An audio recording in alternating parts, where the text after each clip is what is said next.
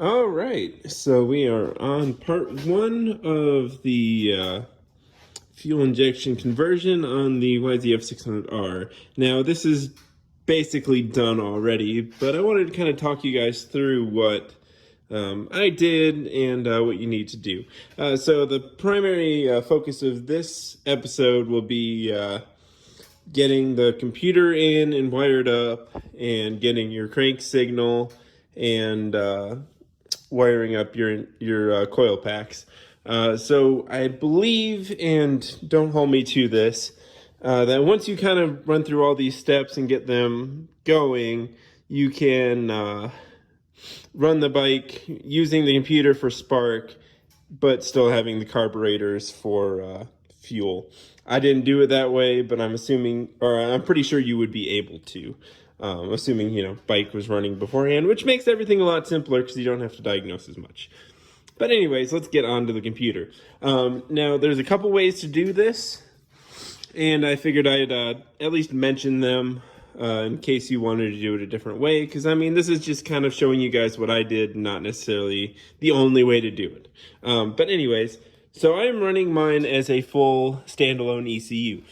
So fuel and spark and all the controls of the bike are handled with one box, which is my micro squirt down here. But if you wanted to, you could keep the factory ignition control module here, put the micro squirt somewhere else, and use it just for fuel. That saves you from trying to, hammer out a spark table and all of that stuff, and really does most of the advantage of this without having to really do as much work. If you are doing it that way, you can just simply run the tach output from the ignition control module into your micro squirt and set it up that way. But I didn't really want to do that. So you can also use a better Mega Squirt ECU. So the micro squirt's kind of the base, the standard base, like the starting point of the lineup. If you used a micro squirt 3, you could get full sequential. This is just being batch fired right now. So basically, these cylinders are together and these cylinders are together, and same thing with the coil packs. And so every time the injector fires, each time these cylinders are active for both of them. That's basically what batch fire is. But anyways, let's get on with your wiring. So this looks like a mess, and it kind of is a mess. I haven't really gone through and really cleaned it up super well yet. But the main thing you're going to want for today is you're going to want to get power to the micro squirt, a good ground to the micro squirt, and then we will be hooking up the crank trigger signal and your coil packs. So I went in and I added this little fuse box here in this nice flat area on the tray. And I basically just robbed power from the brown and blue, or brown with a blue stripe wire. So this is switched power, ran it into my fuse box. And so the first one here is my Mega Squirt. It's just, I believe, the red wire. Yeah, solid red wire. There'll be a black wire that comes out and goes to ground, which I just grounded all of my stuff over here on this fairing mount. So that's pretty straightforward. The other thing you kind of need to note is this deal right here. So this is kind of your, I would call it a conditional relay. I'm not really sure what the proper name is. But this takes and makes sure that your bike is in neutral and the computer says everything's okay, or the clutch is pulled in, or various conditions to allow you to start the bike. To save a headache of trying to get all of that working well, or working, is I just splice together the blue with white stripe and I think that one's solid blue. Maybe got the little squares on it. I splice those together. Now the only downside of that is you can start the bike in gear, and I've tried to start the bike in gear, and I've done that a number of times already, which is kind of embarrassing, but that's what happens. Sorry, random wire. So that's pretty straightforward. Now I'm going to show you guys kind of the top side of this crank signal thing here. And anyways, so I have, I believe, a 5 volt. You can use 5 volt or 12 volt. I believe I used 5 volt for this. And all it really depends on is what size resistor you have on the other side. And then the black wire of VR1 and the red wire of VR1. And I added this plug-in. You can get these on Amazon pretty cheap. And then here is the wiring for my sensor. Let's see, power's middle, signal is gray, and then ground is the blue. And you need a resistor between these two in order to make it work. It's a pull-up resistor. I just wired it right here. You could put it somewhere else if you wanted to. It really doesn't matter. But I did that to, simplify my wiring and keep everything hopefully tight, and it shouldn't get hurt next to that plug. All right, and then we have our ignition wires. So ignition 1 and 2, I wrapped the wires in tinfoil and then wrapped them in electrical tape to hopefully block out any signal, because these are can create noise. So we follow it up, and I'm intentionally running this on the opposite side that I ran my fuel injectors and my sensors on. So I'm running it up the left side of the bike. And here is our ignition control module. This one is from a AEB Audi 1.8 liter turbo. So basically you need one of these to run your coils. The nice thing about this is the dwell time and that stuff is set by the computer. So this will just do whatever you send to it. So you don't have to worry about it like faulting out or anything like that. So then up to the coils, boots are in the way, but the power for the coils is still in the factory harness, and then I just have a supplementary harness or supplementary wires running up for the signal. So these are, you feed them power and then you signal through ground. So that's pretty straightforward. You just kind of have to keep track of which wires go to which. And to be honest, I can't remember offhand, but wire 1 goes to cylinder 1. Cylinder 1's on your left side here. All right.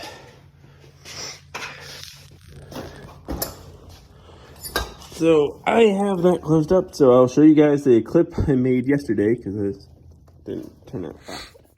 All right, so we're going to start by removing the side fairing. So this is the left side. Yeah. Anyways, and then we're gonna pull our stator cover off, and I'll show you guys what I have going on underneath that. All right.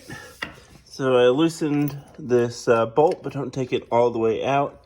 It is a 19 millimeter. Easiest way is to put the bike in like 3rd or 4th gear, hold the parking brake and or hold the back brake and move it. Then this should pop off if you give it a little tap on this nut. Maybe not so easily. Okay, so it wasn't exactly easy, but we were able to get the flywheel off. Unfortunately, one of the downsides of doing things my way is the bolt holes you use for a puller are now being utilized to hold the wheel on. But anyways, I had to change this one just because I kind of beat it up a little bit, and the magnets became suspect of it.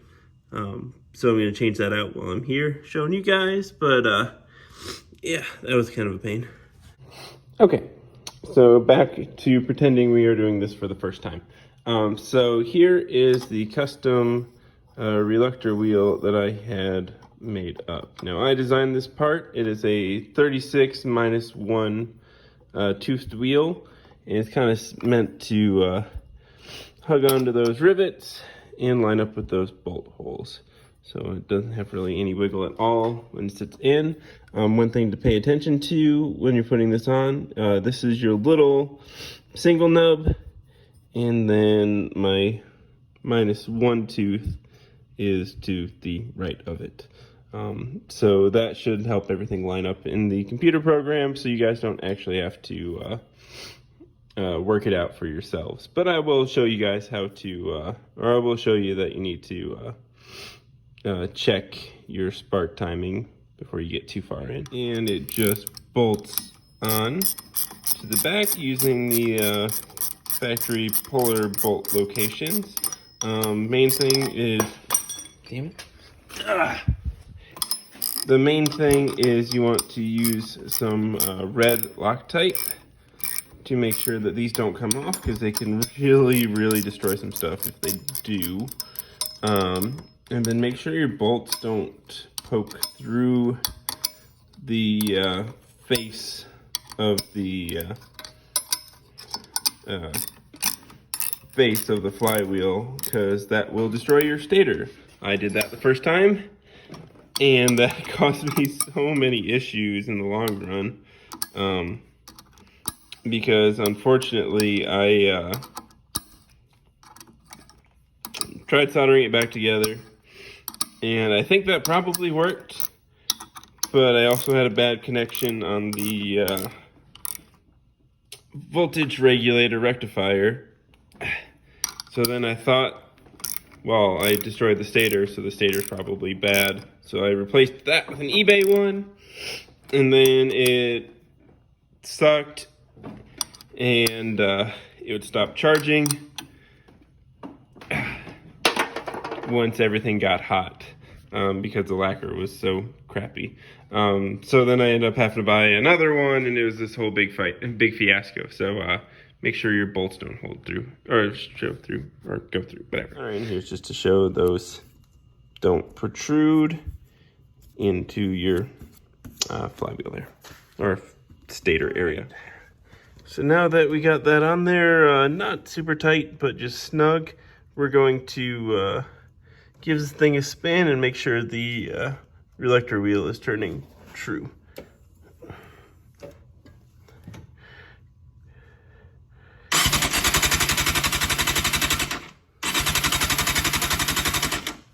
Looks pretty good. All right, so we will do the same thing we did before, where we put it in a high gear and crank it down. There's probably a torque spec on this. So now that we got the flywheel side done, let's talk about the crank pickup. So this is a Cherry, I'll have to look up the part number. I'll flash a picture of it across the screen. But this is a Hall effect sensor specifically for doing like a crank position like this.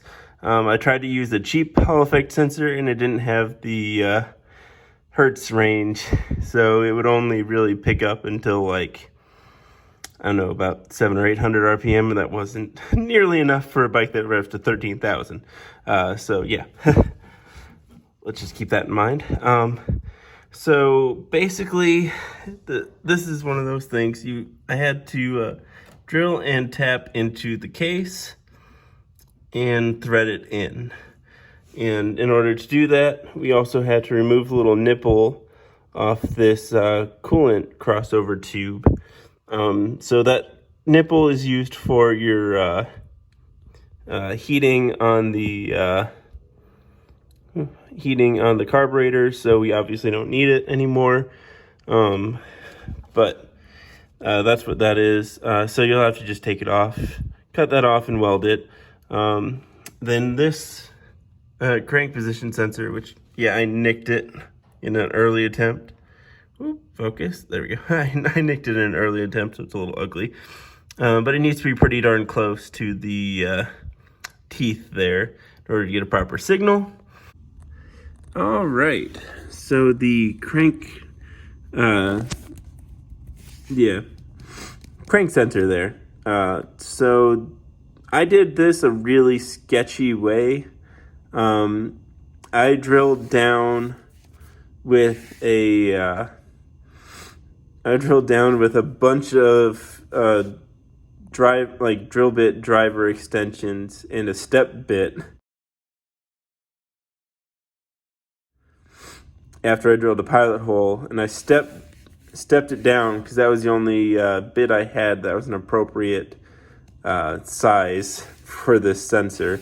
Then after that, I was able to tap it, which again, it was pretty hard to get down here. I think I had to use a wrench to tap it. Then we have our jam nut and some Loctite, and this thing's solid, doesn't move. So I just figured I'd give you guys a little bit more details on how I did that. It might be worth it for you guys just to drop the engine out and do it that way. It's totally up to you. I didn't feel like doing that, so I did it a really sketchy way. But that is how that works. All right, so now we're gonna fire up Tuner Studio. I'm not sure exactly what you need to do to load my bass tune, which I'll try to make available to you guys by some means or another. Wait till after the video series is complete, and then I'll figure out some way to send it to you guys. But anyways, we can flip the key and power up the computer. All right. So there we got, a bunch of different signal things. You guys probably won't have most of this yet. We're just doing the bare minimum here. So ideally with fuel off and the power to the coils off, we're going to show you guys that we have an RPM signal. Okay, you see how that jumps up and is cranking at about 350 RPM. So cool. We got an RPM signal, and now I will show you guys. We can go in and set our bass timing. So ignition settings.